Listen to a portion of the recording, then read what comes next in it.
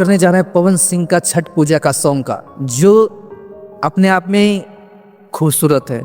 कौना कलमवा से लिखल करमवा। दोस्तों भोजपुरी के आकाश में जब भी कोई तारा चमकता है तो उसका नाम होता है पवन सिंह। और इस बार छठ मैया के गीत से उन्होंने कर दिया कमाल।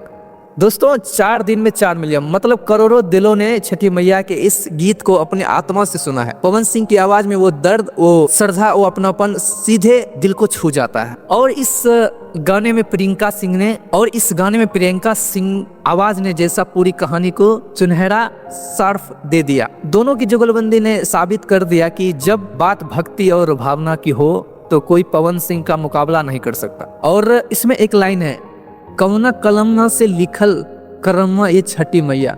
जब पवन सिंह का दर्द दिखता है ना तो भाई साहब आप अंदाजा नहीं लगा सकते।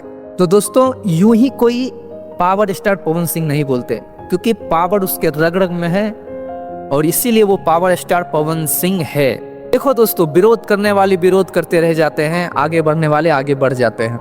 इसीलिए जितना तुम विरोध करोगे किसी का, उसका गाना उतना चलेगा। तो दोस्तों इसीलिए 4 दिन में 4 मिलियन दिलों की धड़कन बन जाएगी। यूट्यूब के ट्रेंडिंग चार्ट पर भी सीधा झलकता है और हर घाट पे, हर गांव में, हर दिल में बस यही धुन है, कौना कलमवा से लिखल करमवा। और सीधे आत्मा को छू जाती है गाना। और दोस्तों ये बात बताना चाहूंगा, भोजपुरी में अब तक जितने भी छठ सॉन्ग आए उनमें से सबसे तेज वायरल हुआ है गाना। 4 दिन में 4 मिलियन। जब आवाज में श्रद्धा और सुर में सच्चाई हो तो गाना नहीं, भक्ति का इतिहास बना देता है।